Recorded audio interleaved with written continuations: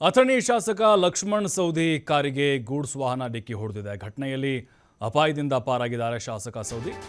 ಬೆಳಗಾವಿ ಜಿಲ್ಲೆಯ ಅಥಣಿ ತಾಲೂಕಿನ ದರೂರು ಗ್ರಾಮದ ಬಳಿ ನಡೆದಿರುವಂತಹ ಘಟನೆ ಇದು. ಗೂಡ್ಸ್ ವಾಹನ ಡಿಕ್ಕಿ ಹೊಡೆದಿದೆ ಅಥಣಿಯ ಶಾಸಕ ಲಕ್ಷ್ಮಣ್ ಸವದಿ ಕಾರಿಗೆ. ಘಟನೆಯಲ್ಲಿ ಅದೃಷ್ಟವಶಾತ್ ಏನೂ ಆಗಿಲ್ಲ, ಅಪಾಯದಿಂದ ಪಾರಾಗಿದ್ದಾರೆ ಸವದಿ.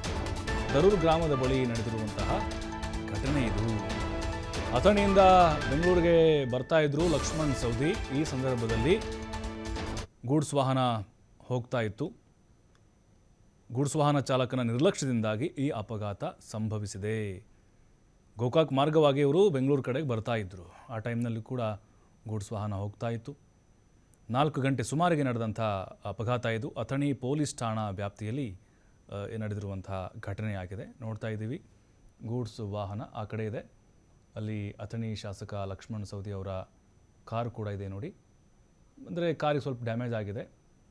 ಅದೃಷ್ಟವಶಾತ್ ಯಾವುದೇ ರೀತಿಯಾದಂತಹ ಪ್ರಾಣಾಪಾಯ ಆಗಿಲ್ಲ. ಆತನ ನಿರ್ಲಕ್ಷ್ಯ, ಅಂದರೆ ಗೂಡ್ಸ್ ವಾಹನ ಇದೆ ಅಲ್ವಾ, ಆ ಚಾಲಕನ ನಿರ್ಲಕ್ಷ್ಯದಿಂದ ಈ ರೀತಿ ಅಪಘಾತ ಆಗಿದೆ ಅನ್ನೋದು ಗೊತ್ತಾಗ್ತಿದೆ.